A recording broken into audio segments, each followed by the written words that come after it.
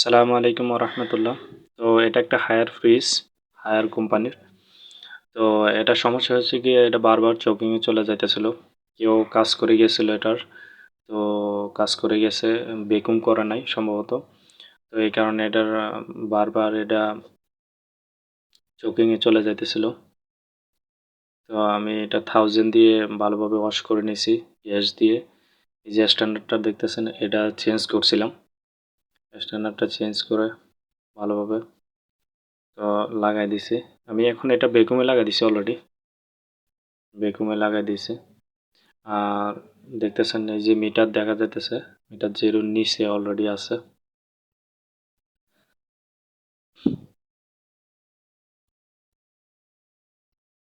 তো ভালোভাবে ইয়া করে দিছি, দেখি আল্লাহ এবারে কি করে।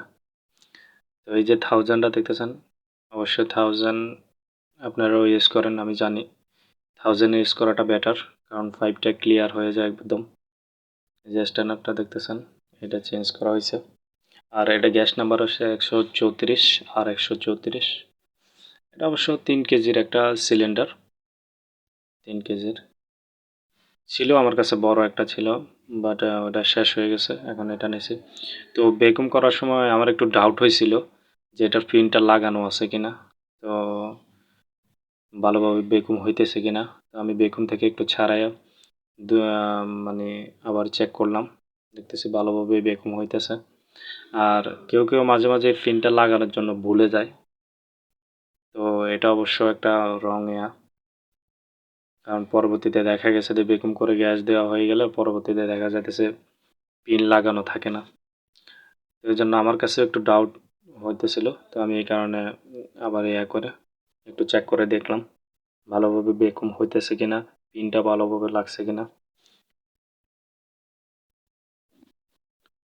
তো অবশ্য আশা করি আমার ভিডিও যদি আপনাদের কোনো উপকারে আসে, অবশ্যই সাবস্ক্রাইব করে সাথে থাকবেন।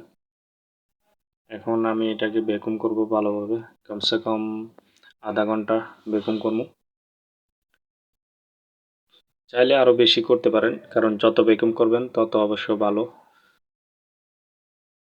তো এই যে কম্প্রেসারটা আমি বেকুমের জন্য বানাইছি। এটা ছোট একটা ফ্রিজের কম্প্রেসার, এটা আমি বেকুম পাম্প বানাইছি। তো ভালোভাবে মিটারটা খুলতেছে, দেখা যাইতেছে অলরেডি জিরোর নিচে যাইতেছে। এটা হাই প্রেশার মিটার, তো এই কারণে একটু ইয়ে হইতেছে। বাট আপনারা যদি ইউজ করেন অবশ্যই লো মিটার যেটা, সেটা ইউজ করবেন। আমার কাছে ছিল, এটা অন্য একটা কাজে রাইখা দিয়েছি। তো আমি হাওয়া চেক করতেছিলাম বেকুমের কীরকম প্রেশার বাইর হইতেছে।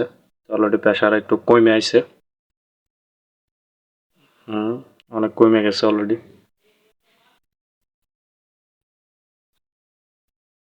তো আপনারা যদি কোনো সময় ইয়া করেন, মানে এরকম চোকিংয়ে কোনো সমস্যা হয়, তাহলে সাকশন এবং কি ডিসচার্জ দোনোটাই কেটে তারপরে ভালোভাবে গ্যাস দিয়ে ওয়াশ করে নেবেন।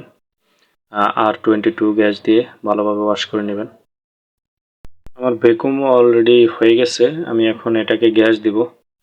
গ্যাস ছাড়ার পরে কিন্তু মিটারটা অফ রাখবেন অবশ্যই, কারণ হচ্ছে যে হালকা একটু হুইস পাইপ থেকে প্রেশার ছেড়ে নেবেন, তাহলে হুইস পাইপের যে প্রেশারটা আছে, ভিতরে হাওয়া আছে, ওইটা বের হয়ে যাবে। তো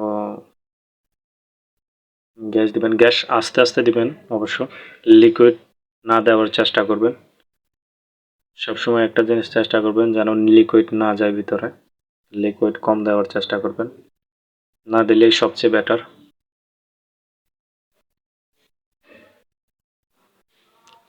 তো গ্যাস দেওয়ার সময় থামাই থামাই আস্তে আস্তে দিবেন, কারণ একসাথে দেওয়াটা অবশ্যই সমস্যা কম্প্রেসারের জন্য।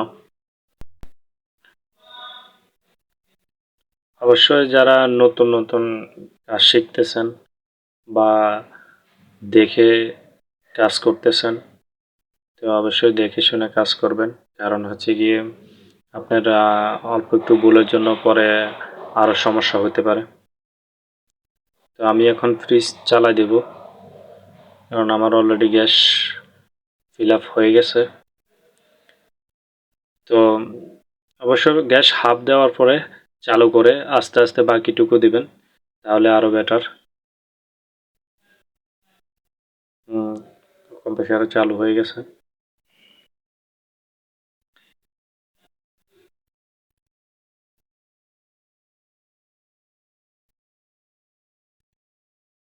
আর এখন ঠান্ডার মৌসুম তো, এই কারণে একটু সমস্যা হয় বেশি, চোকিংয়ে চলে যায়, এরকম গ্যাস চার্জ করার সময় একটু সমস্যা হয় বেশি।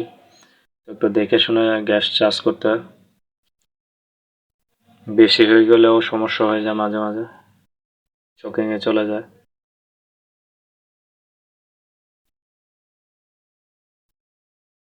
ফাইভ অলরেডি গরম হইতেছে, গ্যাস যাইতেছে।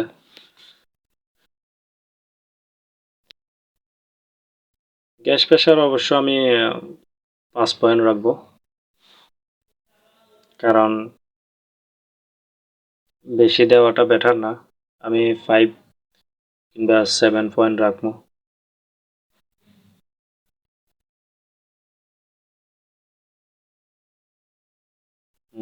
সাকশন অলরেডি ঠান্ডা আসতেছে হালকা হালকা, সাইডের বডিও গরম হইতেছে। তো আমার ভিডিও যদি আপনাদের কাছে ভালো লেগে থাকে, কোনো উপকারে আসে, অবশ্যই লাইক করে সাবস্ক্রাইব করে আমার সাথে থাকবেন। আরও ভালো কিছু দেওয়ার জন্য চেষ্টা করব, আরও ভালো কিছু শেখানোর জন্য চেষ্টা করব ইনশাল্লাহ। তো আমার জন্য সবাই দোয়া করবেন। আর এটা হচ্ছে আমার নতুন চ্যানেল, আপনারা সবাই জানেন, তো এজন্যই বলতেছি সবাই একটু শেয়ার করবেন। ওকে, আল্লাহ হাফেজ।